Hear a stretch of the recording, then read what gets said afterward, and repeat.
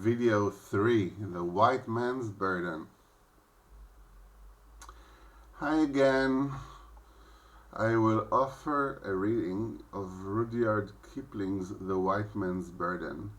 Kipling was a British English writer. He grew up in India, though. His father was involved with colonial administration.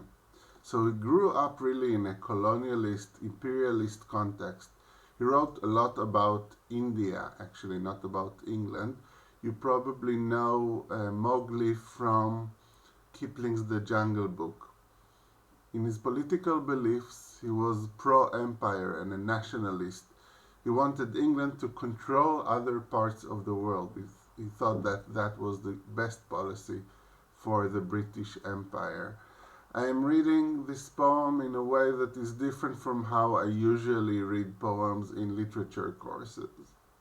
Usually I read a text with my students because I think it's good and well written. I read it in order to point out how it works and why I think it is good. Often we discuss some of its meanings.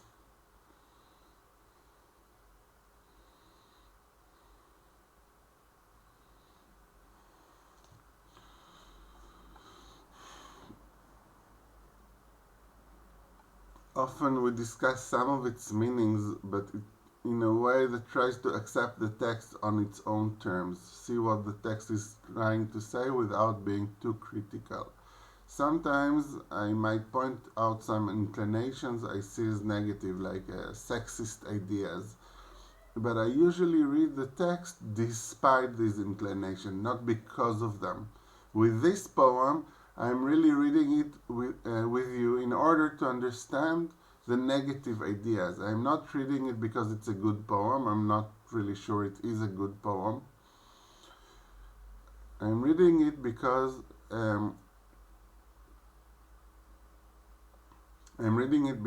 it gives us a picture of the kind of things colonizers say about the colonized and why they are colonizers. We learn about the colonialist mindset, but I also like you to learn a lesson that we may decide to resist what the poem tells us. We do not always need to accept everything a literary work teaches us, but also we can learn that the fact that we do not agree with what a text says does not mean we should never read it. Anyways, let's read. Notice how I pay attention to the connotations of the words and not just their dictionary definitions. The white man's burden. Take up the white man's burden. Send forth the best ye breed. Go bind your sons to exile, to serve your captives' need. To wait in heavy harness, unflattered folk and wild, your new-caught sullen peoples, half devil and half child. Take up the white man's burden. The poem starts with an imperative and it comes back to it every stanza. It is commanding its audience to do something. Who is it talking to? Who is the implied reader? Probably the British people, or white men in general. After all, the poem is called The White Man's Burden. Only a white man can take it up. Send forth the best ye breed. Send forward, give us the best people you have. Go bind your son to exile. Send them away from England to conquer and operate the empire. They are in exile. Exile is something that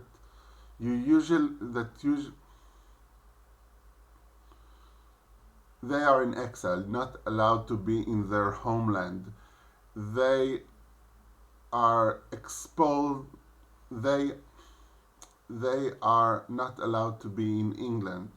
This is something that usually happens to those defeated in war. But here it is the result of being successful, of being victorious in war. The fact that you developed an empire means that your sons need to be in exile.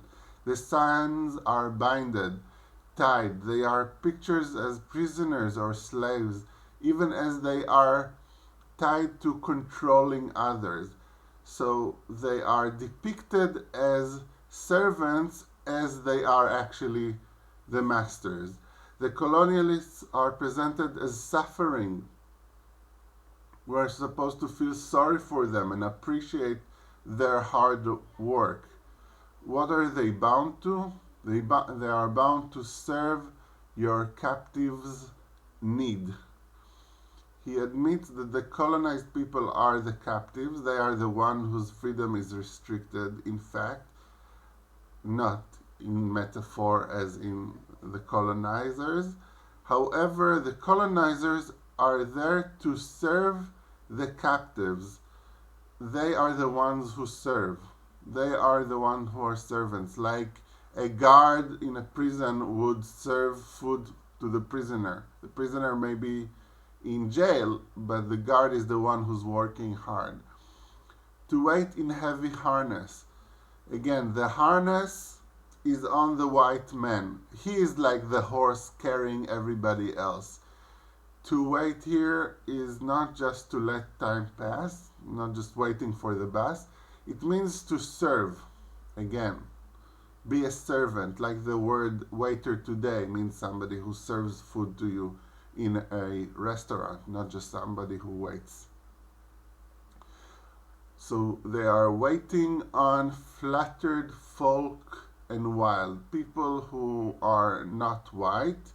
They flatter free like birds. They are wild like animals. They have no worries. The white man has worries and responsibilities. He's responsible to these people, the colonized people, who are presented as carefree.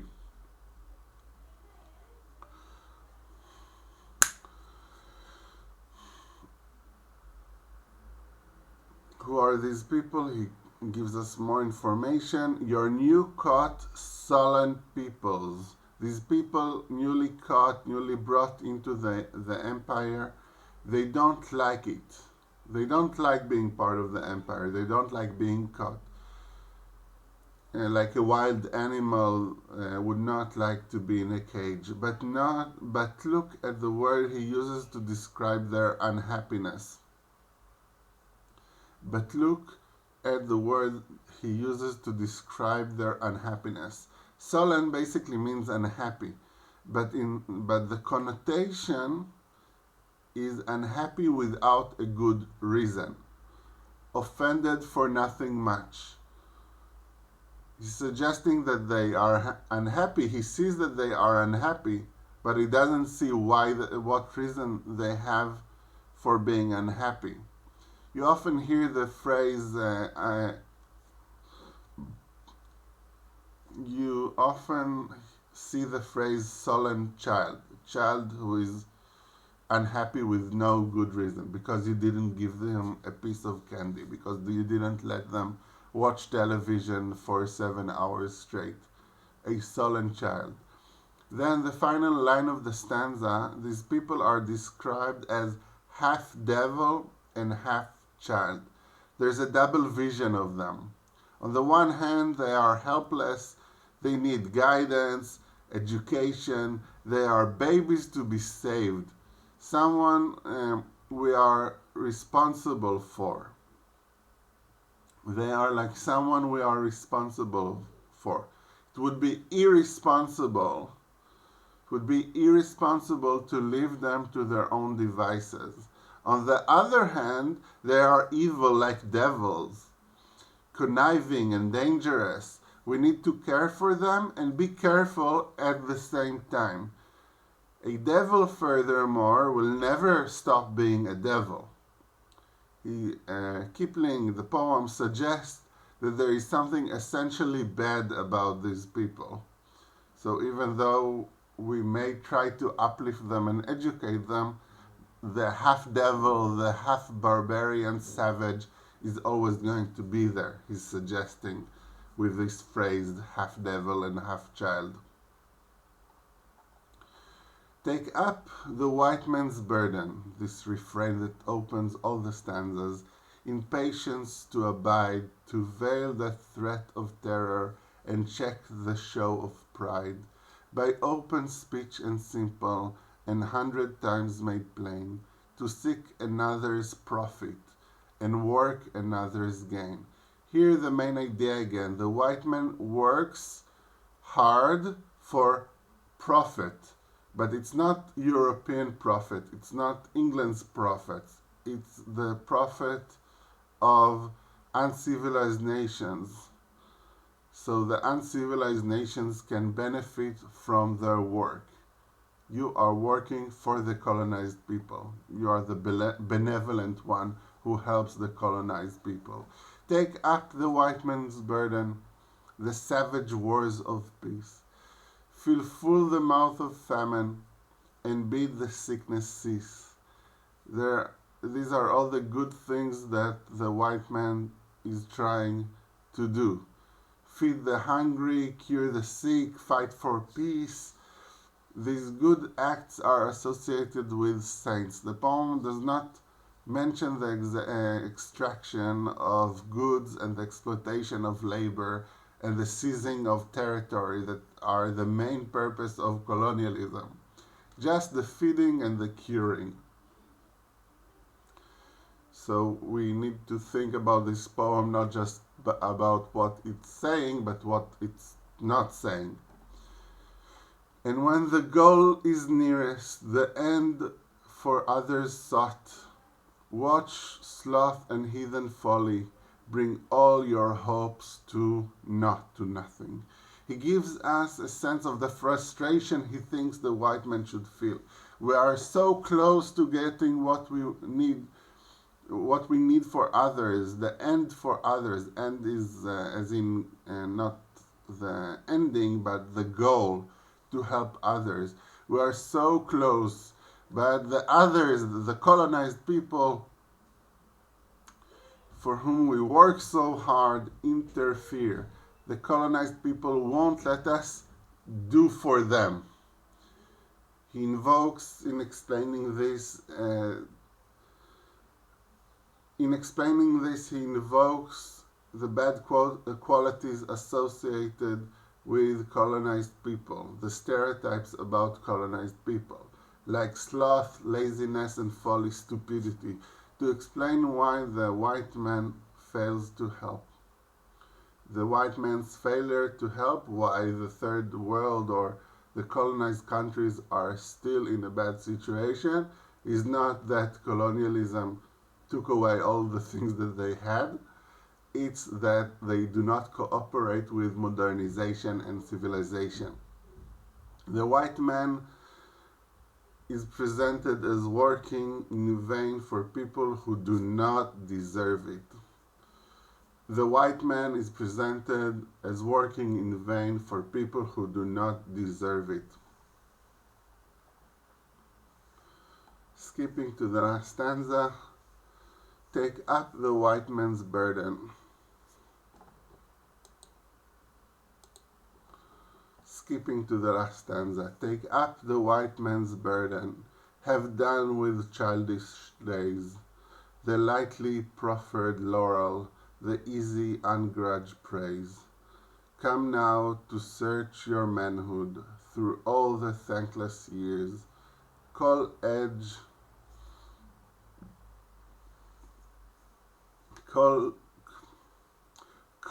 edged with dear bought wisdom, the judgment of your peers. Here we get a picture of the addressee more specific than in the beginning. He is specifically young men who may join the colonial enterprise. The poem speaks to a young man perhaps who needs to give up easy things, to give up easy rewards, the lightly preferred laurel, the reward that is given without too much work, the easy ungrudged praise. These quotes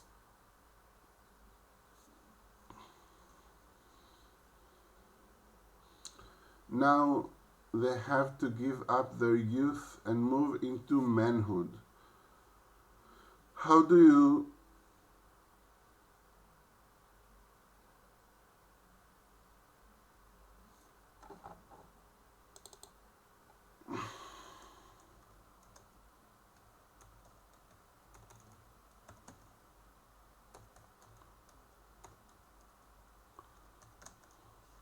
How do you achieve this manhood? By going out and taking on the white man's burden, being part of the colonial endeavor. In this situation, you will not get easy praise. No, you will not have, no, you will have a thankless job. You will have thankless years, as the poem says. You spend a long time with people who will not appreciate you at all. However, some people will appreciate you. However, some people will appreciate you. Who will appreciate you?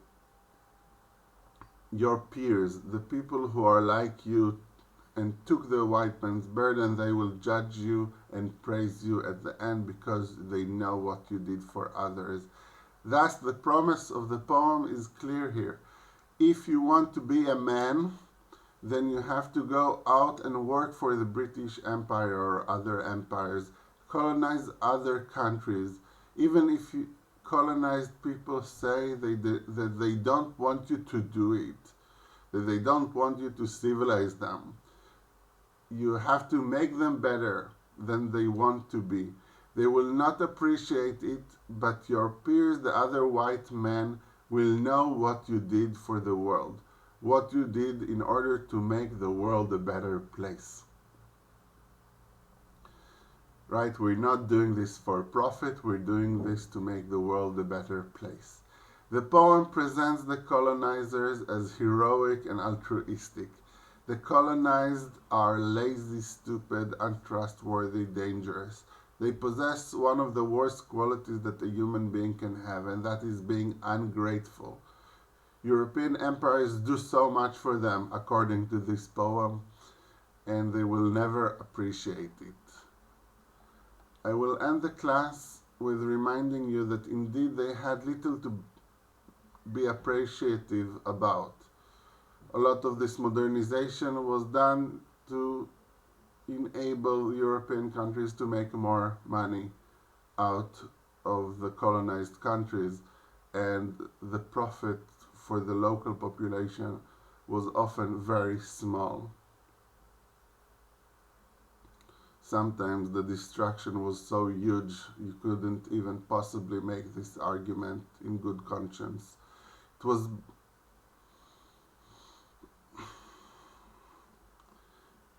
any advancement that colonized countries had was bought at a very high price of exploitation, subjugation, loss of a way of life, many other losses. Next unit, I will look at the colonized people's point of view by reading a number of texts with you by writers that come from colonized countries.